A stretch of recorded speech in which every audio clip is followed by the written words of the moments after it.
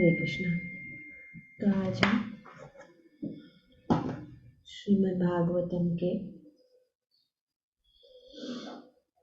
चौथे स्कंद के दूसरे अध्याय के श्लोक संख्या 19 को पढ़ रहे हैं और इसको समझने की कोशिश करें। तो हम देख रहे हैं किस प्रकार से छोटी सी बात से शुरू होकर ये बात कहाँ कहाँ तक पहुंच रही है।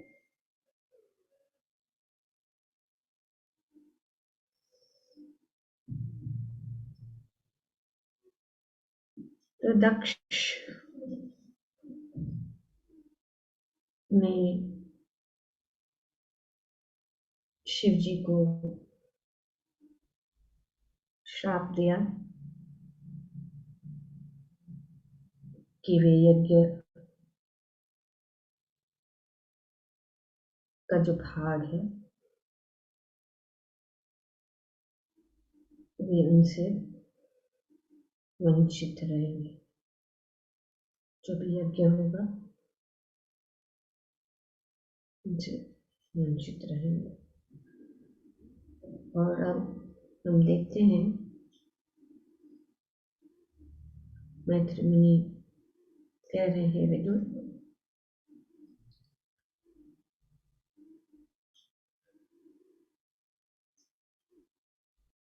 कि उस यज्ञ के सभासदों द्वारा मना किए जाने पर भी दक्ष क्रोध में आकर शिव जी को शाप देता रहा और फिर सभा त्याग कर अपने घर चला गया।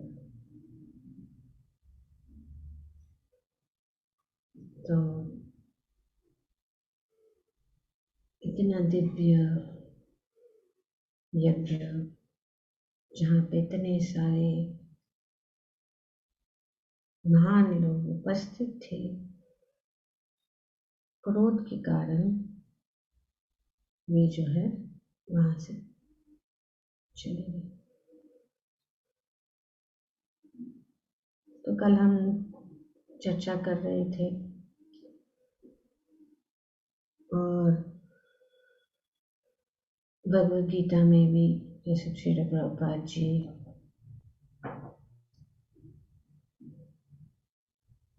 बताते हैं अपने तात्पर्य में कि जो मनुष्य आध्यात्मिक चेतना में ठेस उन्नति करना चाहता है उसे लोभ, क्रोध तथा काम इन तीनों से बचना चाहिए। ये बहुत जरूरी है कि हम इसको जाने। भगवान कहते हैं भगवद गीता में त्रिविधम नरकस इदं द्वारम नाशनम आत्मना काम क्रोध तथा लोभस तस्मात् एतत् त्रयं त्यजेत्। भगवान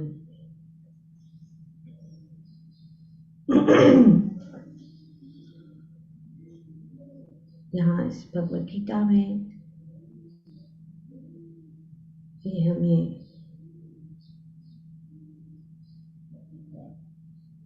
उपदेश देते हैं।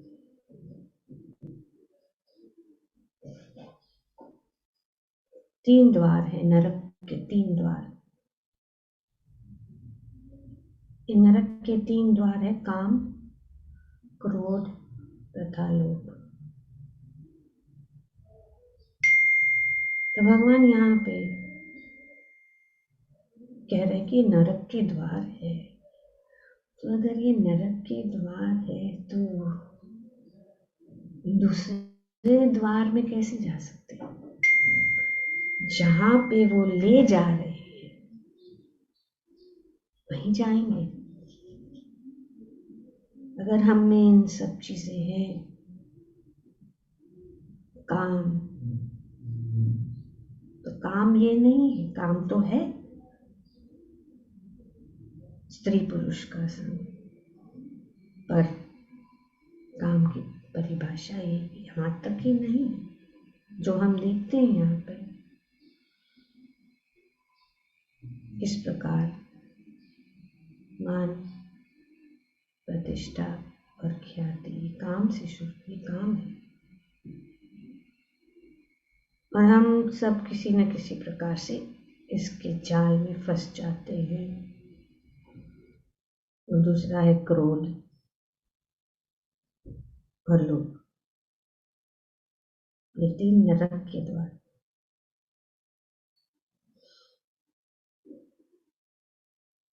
भगवान बताते, ये जानना बहुत जरूरी है। There are 3 gates leading to hell: lust, anger and greed.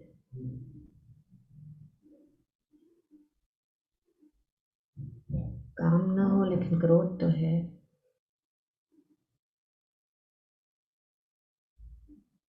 इसीलिए भगवान कहते हैं कि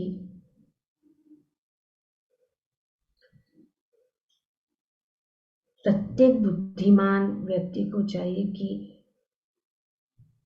इन्हें त्याग दे, क्योंकि इनसे आत्मा का पतन होता है।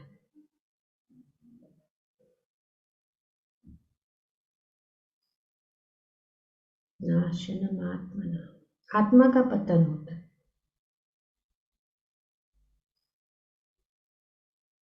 ये बहुत कठिन है।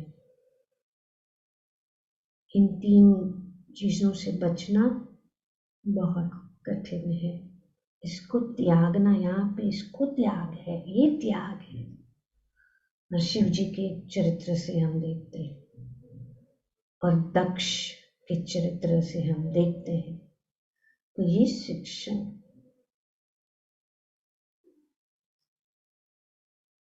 स्टोरी जानना ठीक है, पर उसके उद्देश्य क्या है वो जानना बहुत जरूरी है। क्या शिक्षण हम प्राप्त करते हैं? कथा अच्छी है, अगर हम ये नहीं जानते, हृदय का परिवर्तन नहीं है, तो कितना भी ज्ञान क्यों ना हो हमारे पास, कितना भी हम जानते हैं, जैसे कि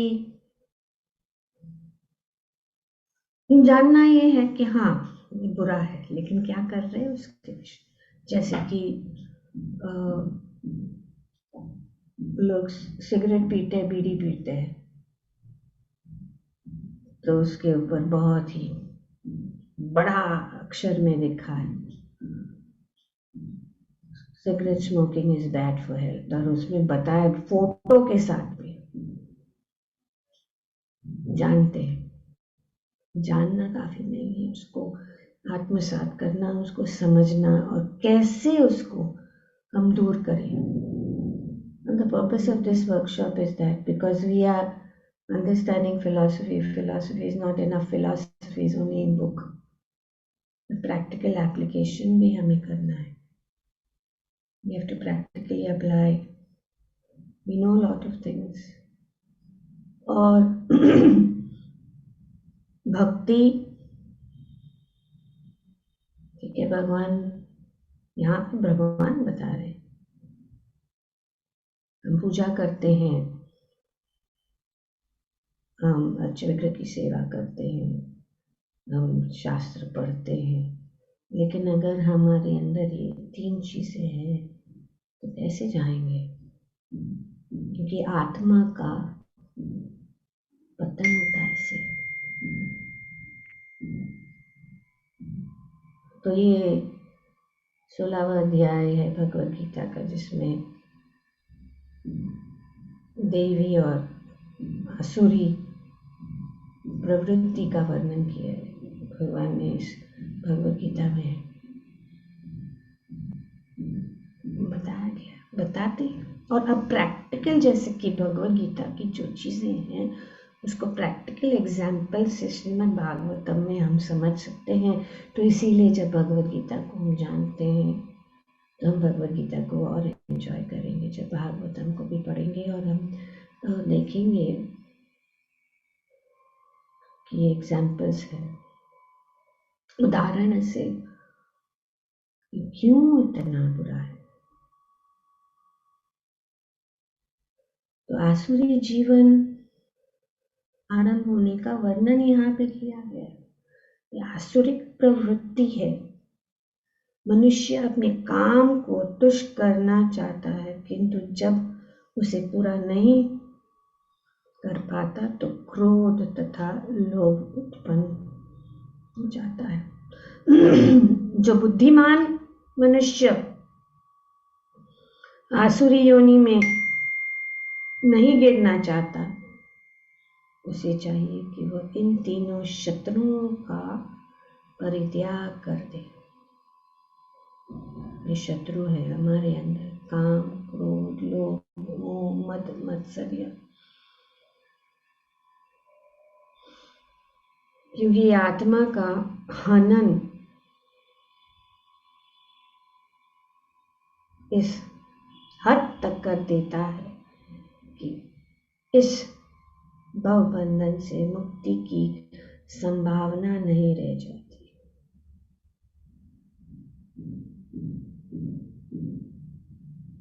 तो हम सबका कर्तव्य है कि हम इन चीजों को जानें। सिर्फ जानना नहीं, पर उसको पहचाने। हमारे अंदर हम देखें, हम सब में बहुत सारे अवगुण हैं और शास्त्र हमें उन अवगुणों से ऊपर उठाने के लिए मार्गदर्शन देता है, ताकि हम अपने लक्ष्य को प्राप्त कर सकें। श्रील प्रभुपाद जी अपने तात्पर्य में बताते हैं कि क्रोध इतना बुरा होता है कि दक्ष जैसे महापुरुष, तो हम कौन हैं? दक्ष जैसे महापुरुष भी क्रोध के कारण यज्ञस्थल को, जिसकी अध्यक्षता ब्रह्मा जी कर रहे थे और जहाँ समस्त ऋषि तथा पवित्र एवं साधु पुरुष एकत्र थे, छोड़कर चला गया। एक बहुत ड्रामा हम लोग सब करते हैं, ये ड्रामा हम देख सकते हैं, क्रोध का परिणाम। तो कल किसी ने लिखा था क्रोध के इसमें कि किस प्रकार से हम जो चीज प्राप्त करना चाहते हैं वो भी हाथ से निकल जाता है। अभी यहाँ पे इतना बड़ा यज्ञ हो रहा सब आयोजन है, लेकिन क्रोध के कारण उसको भी छोड़कर चले जाते हैं। हमारे हाथ से अच्छी चीज भी निकल जाती है। ये शुरू होता है अपने उच्च पद के कारण। तो उच्च पद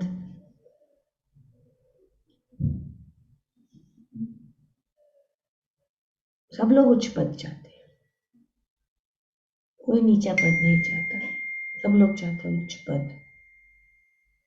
उच्च पद क्या, अगर हम उसको हैंडल करना नहीं आता है, और मोस्टली हमें हैंडल करना नहीं आता है क्योंकि बहुत आकर्षित होता है, एक जाल है। उच्च पद के कारण गर्वित होकर उसने सोचा कि उससे उसके अनुसार कोई भी उससे बड़ा नहीं है, कोई भी बड़ा नहीं सब कुछ। तो ये कारण है, और निष्ठुर क्रोध का ये परिणाम है। तो इसीलिए भगवद गीता में ये बताया गया है कि मनुष्य को इन तीनों चीजों से बचकर रहना चाहिए।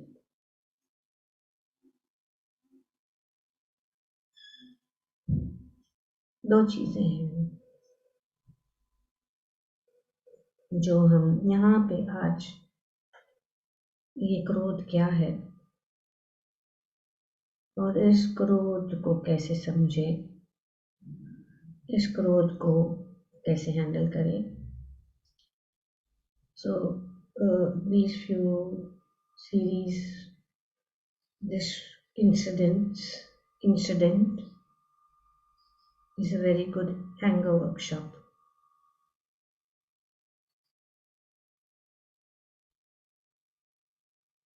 Which I have tried to put some notes together, because क्योंकि हम सब क्रोध का सामना करते हैं, ऐसा कोई भी नहीं जो क्रोधित नहीं होता।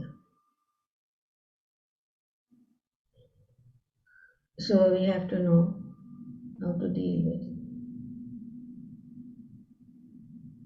It is one thing to be short-tempered, and it is one thing to be sarcastic in speech, but another thing to consider this to be a strength, जो हम यहाँ देखते हैं। एक चीज से गुस्सा हो जाता है कभी कभी, छोटी चीज पे, वो ठीक है, कभी हो जाता है।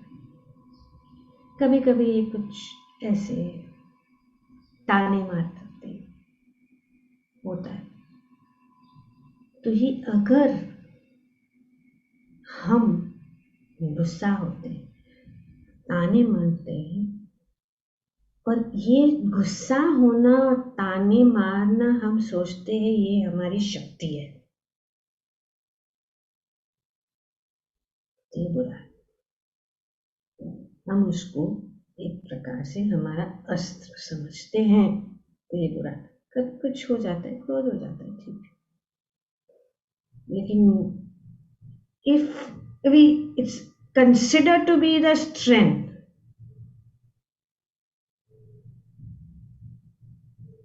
तो कभी कभी क्रोध आता है, तो मैं जब क्रोध कर, तो हम रियलाइज करते हैं या हम सोचते हैं कि ऐसे नहीं बोलना चाहिए था, हमें ऐसा नहीं करना चाहिए था, और फिर हम क्षमा याचना करते हैं और उसको सुधारने की कोशिश करते हैं। उनको को आएगा, क्रोध आएगा कभी, पर हम उसको पहचान लेते हैं कि हमने ऐसा किया, क्रोध अच्छी बात नहीं है, और हम उसको पहचान के उसका निवारण, उसको ठीक करने का विचार करते हैं, तो वो ठीक है। लेकिन अगर हम सोचे कि नहीं, ये मेरा प्रॉब्लम, ये प्रॉब्लम नहीं है, मुझ में ऐसा प्रॉब्लम नहीं है, क्योंकि एक आसुरी प्रवृत्ति हो जाती है। Those who are ungodly, they don't think that it's a problem. They think it's a strength, and they don't need to rectify it. I think this is my strength, and my capacity to speak in this way makes me strong. क्योंकि मैं ऐसे बोल सकता हूँ, मैं शक्तिशाली, मेरी शक्ति प्रदान, मेरी शक्ति दिखानी, क्रोध को अपना शक्ति मानना, ये आसुरी है।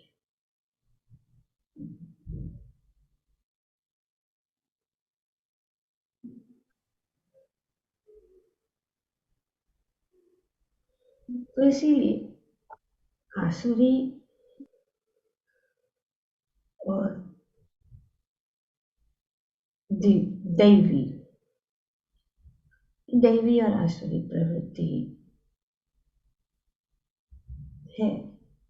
लेकिन अगर ये प्रवृत्तियों को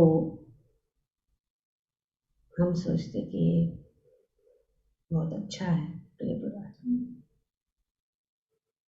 that means that it is not just the qualities, what qualities are present, the different shade, to differentiate between the divine and demoniac, it is what the qualities are valued. तो ये क्वालिटीज है divine के, गुण है, असुरी गुण है और दैवी गुण है, ये गुण है। ये जो है आसुरी नहीं बनता जब तक हम सोचते हैं कि हमारे अंदर जो ये आसुरी गुण है वे अच्छा है, होना चाहिए।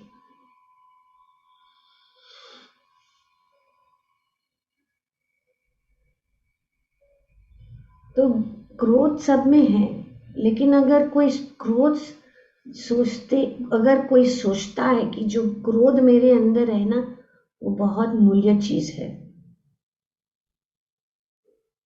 but if anger is considered to be valuable as a treasure, that is what makes a person demoniac.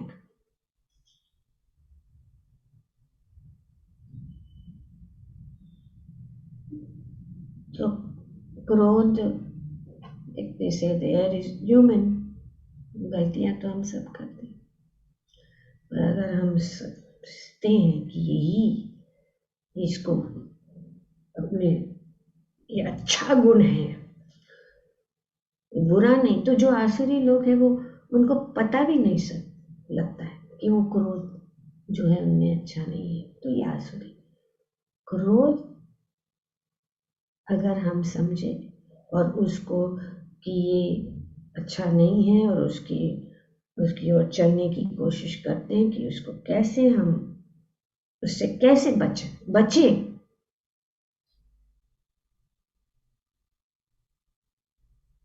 ये बुद्धिमानी।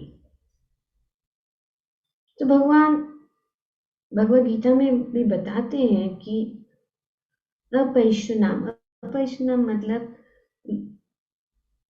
बुरा देखना, फॉल्ट फाइंडिंग, लोगों के अंदर बुरा देखना, ये एक आसुरी गुण है।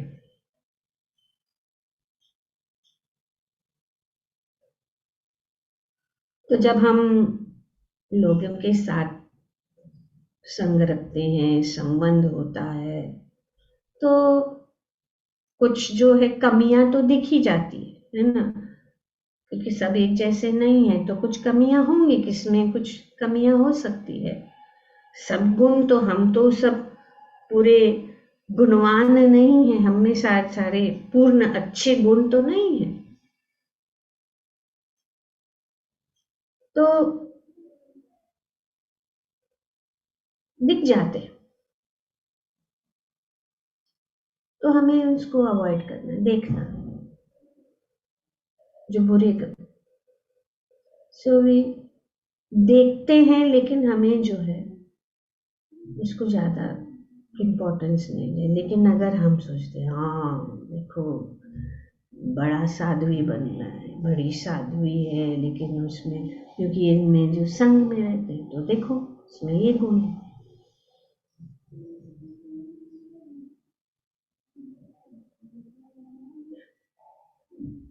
तो delighting in other people's limitations, that is demoniac. राह देखे कि कुछ पकड़ो, चांस देखो, कभी चांस मिलेगा उनको पकड़ो, जैसे कि यहाँ पे पहले से ही, क्योंकि यहाँ पे क्या हुआ, तक सोच रहा है से मेरे से बढ़कर और कोई नहीं।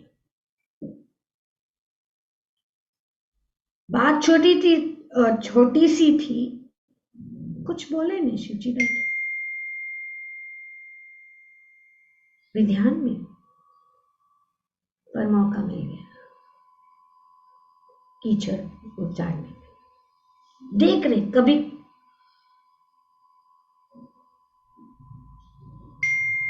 तो पकड़ने के लिए चांस, एक गलती करो तो उसके ऊपर पाउंस करे. So delighting means we are waiting for an opportunity to catch someone doing wrong. And as soon as we catch them, we are happy. हमने पकड़ लिया. तो ये आसुरी प्रवृत्ति है. और इसके कारण बहुत सारे रिश्ते घर में देखती, सास बहू, एक गलती करने दो फिर मैं देखती हूँ, गलती के लिए ढूंढूंगी. जैसे कि मक्खी है ना, गंदगी ढूंढती है, इस प्रकार से ये आसुरी प्रवृत्ति है.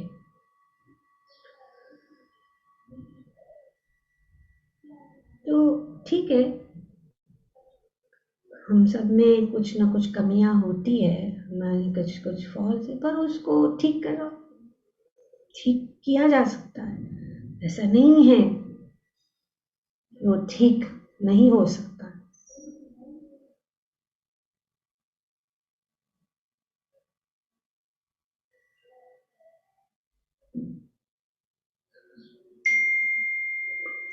So how can we be averse to false finding? It is only when we separate the person from the behavior.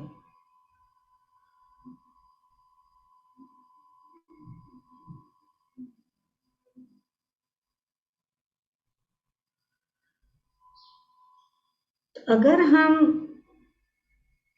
इसको समझ ले, ये व्यक्ति और उनका कार्य, behavior.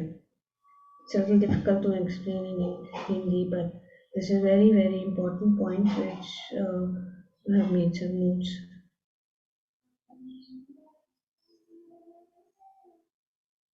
So basically, हम कैसे, it is only when we separate the person from the behavior.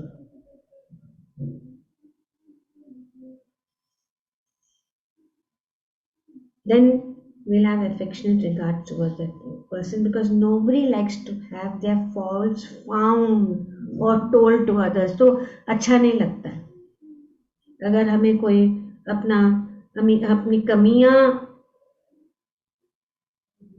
हमें बताएं, तो हमें अच्छा नहीं लगता है. अच्छा नहीं. इन थियोरी भी से अगर हम सोचते कि हाँ, आप मुझे मेरी कमियां दिखाइए क्योंकि मैं इम्प्रूव करना चाहता, मुझे कमियां दिखाइए, मुझ में कुछ कमी हो गई. पर ये तो थियोरी में है, लेकिन जब हम कमियां दिखाते हैं तो फिर वो अच्छा नहीं लगता.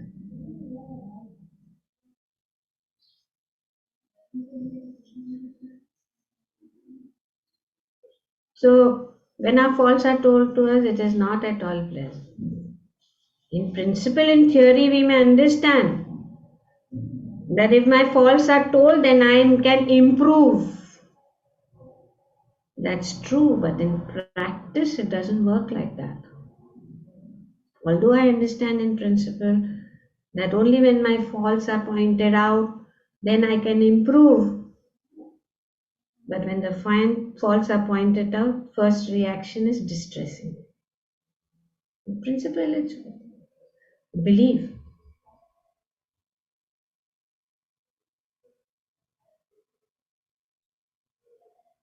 ये हम नहीं चाहते.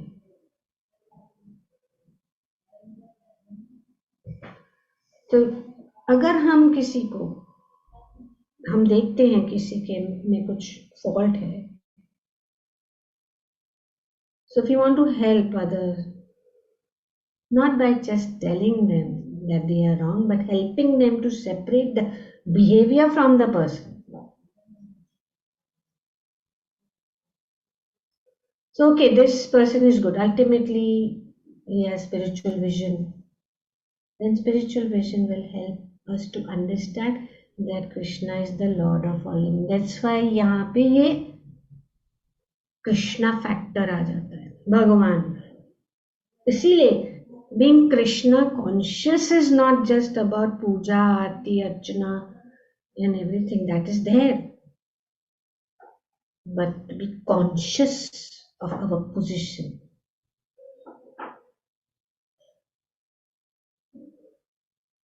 तो इसीलिए यहाँ पे गुरु का रोल आता है।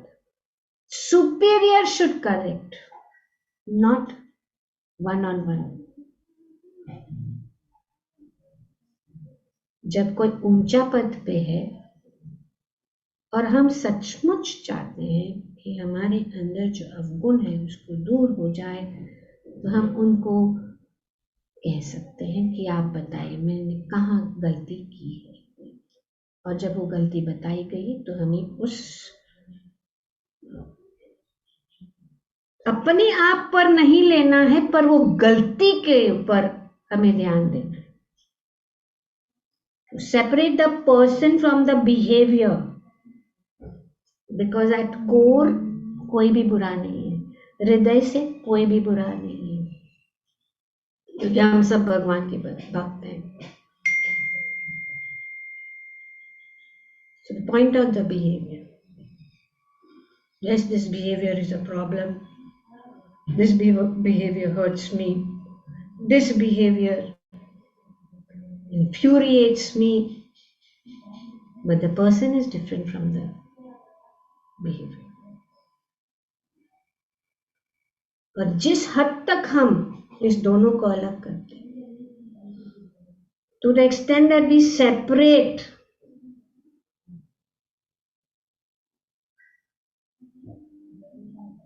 then point out something. Okay, you know, when you did like this, I feel angry. अपने ऊपर कि आपने जो किया, चलो उन्होंने कुछ किया, तो अगर हम कहते तुम ऐसे ही हो, तुम हर बार गलती करते हो, तुम बुरे हो, तुम्हें कुछ पता नहीं लगता है, तुझे कुछ समझ में नहीं आता है, ऐसे बोलने से क्या है? कुछ नहीं। अगर हम उसको चेंज बदल दें कि आपने जो ऐसे किया मुझे अच्छा नहीं लगा, आपकी इस कार्य से मुझे अच्छा नहीं लगता, मुझे दुख होता है। That means you care for the person. You're not attacking the person.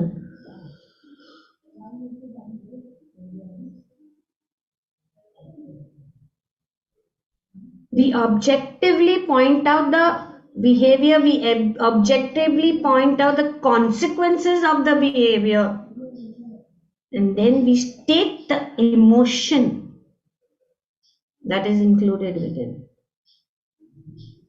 So when we do that, if I say you're irresponsible, अगर हम किसी को तुम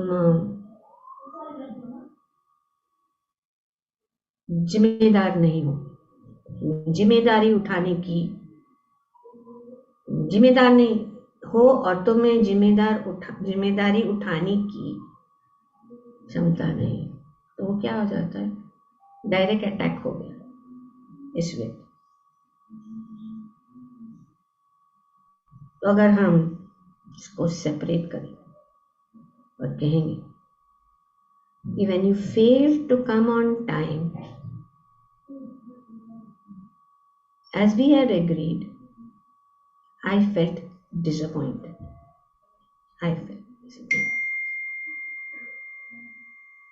I felt troubled because I had to keep waiting for an hour and my time was wasted. Make that person realize what you feel, not directly.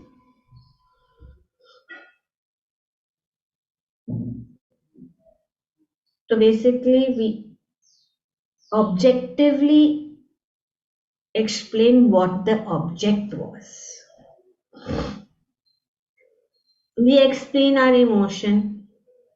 We explain the reason of our emotion. So then we speak in this way. That speech is separating the behavior from the person.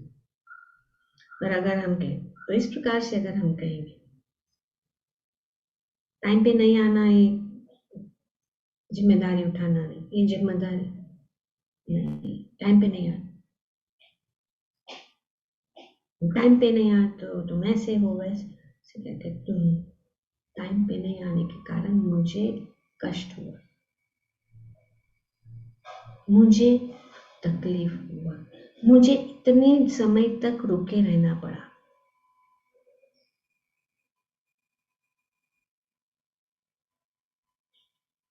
पर अगर हम कहते हैं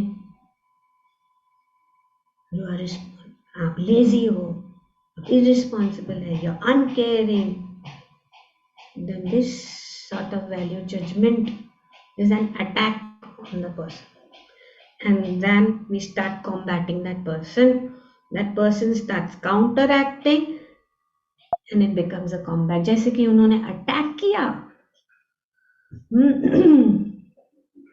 कितने श्लोकों में दक्ष ने attack किया, फ्रॉम श्लोक नंबर 10 से लेकर 16 तक उसका हम पढ़ चुके कि कितने कितने शब्दों में उन्होंने, तो ये क्या है, ये आसुरी प्रवृत्ति जो किसके कारण, मान और प्रतिष्ठा, किसके कारण, पोजीशन के कारण, जो यहाँ पे बताया गया है कि अपने उच्च पद के कारण गर्वित होकर उसने सोचा कि उसके अनुसार कोई भी उससे बड़ा नहीं है। तो इसका अर्थ यही है कि हमें अपने आप को समझना है, हर एक व्यक्ति को,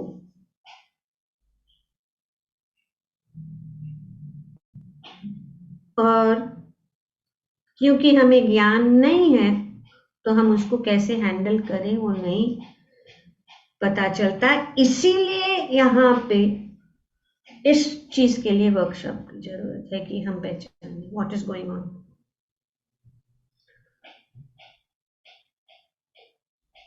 So if we say you are insensitive, you are irresponsible, you are lazy, you are so uncaring, then that sort of value judgment becomes an attack on that person, and then we start combating the person starts counteracting, and we will see now the counteracting will start. अभी counteracting शुरू हो जाएगा आगे से, नंदीश्वर और भृगु सब अभी attack शुरू हो गया, पूरा मामला खत्म हो गया, इतना शुभ चीज करने गए और ये एक चीज क्रोध के कारण पूरा मामला, और यही हो रहा है हमारी जिंदगी। सब अच्छा है, सब कुछ है हमारे पास, लेकिन छोटी बात के कारण combating, counter-attacking, the problematic behavior doesn't stay in the center. कुछ हल ही नहीं हुआ। आचरण, it doesn't remain in the matter of discussion also. Just gone somewhere else. So इसीलिए भगवद गीता कहती है कि हमें ये इससे दूर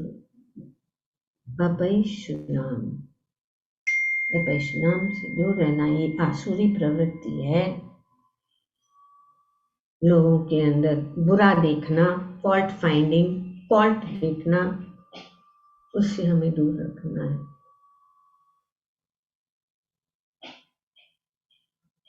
तो जब भगवद गीता कहती है कि हमें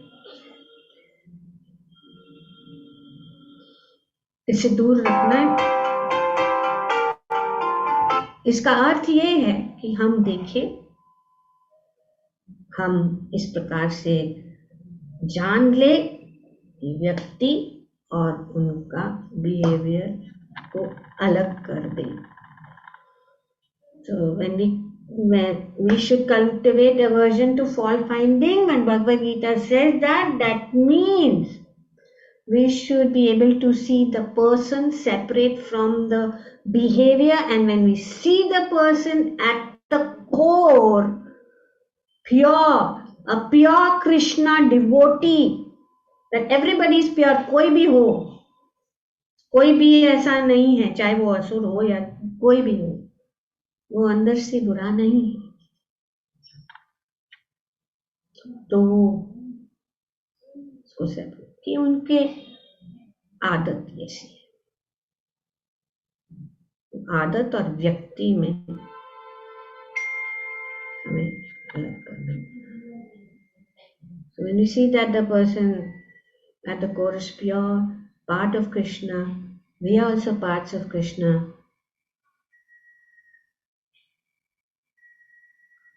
तो इस प्रकार से हम देखें, और इस प्रकार से अगर हम उनके साथ डील करें, we feel it's like a duty I have to do. I have to point out these faults. It's as a duty. But how to do it is very important. कि हमारा ये कर्तव्य, जैसे कि गुरु का कर्तव्य है शिष्य को, अगर कोई, तो हम क्या सोचते हैं कि कभी कभी ऐसा होता है कि गुरु भी है, देखता है कि के शिष्य में सब कुछ बुरे गुण हैं, और वो सोचता है कि अगर मैं बताऊंगा तो वो दूर चला जाएगा. तो इसीलिए हमें जानना है कि कहाँ से आ रहा है. अभी यहाँ पे ब्रह्मा जी भी बैठे हैं, ब्रह्मा जी और ये सब लोग बोल रहे हैं कि आप बैठ जाओ, तो गुरु को भी नहीं मानना है, वो कौन? तो ये आसुरी प्रवृत्ति.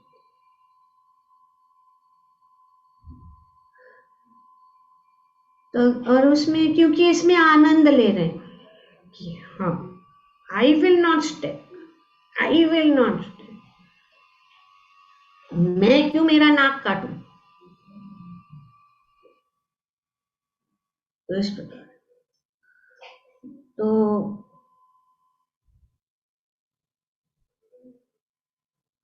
इसीलिए भक्ति, कृष्ण भावना, भावित होना, ये टोटल चीज है जिसमें हमारे चरित्र भी शामिल है. और बहुत सारी यहाँ पे बातें प्रभुपाद जी उन्हें तात्पर्य में बताते हैं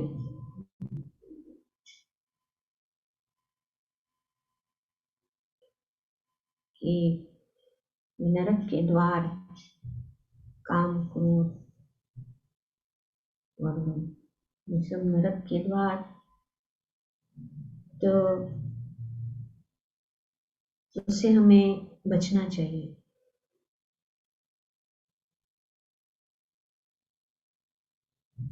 क्योंकि ये तीनों मनुष्य को पागल कर देता है. भले ही वह दक्ष जैसे महापुरुष ही क्यों ना हो.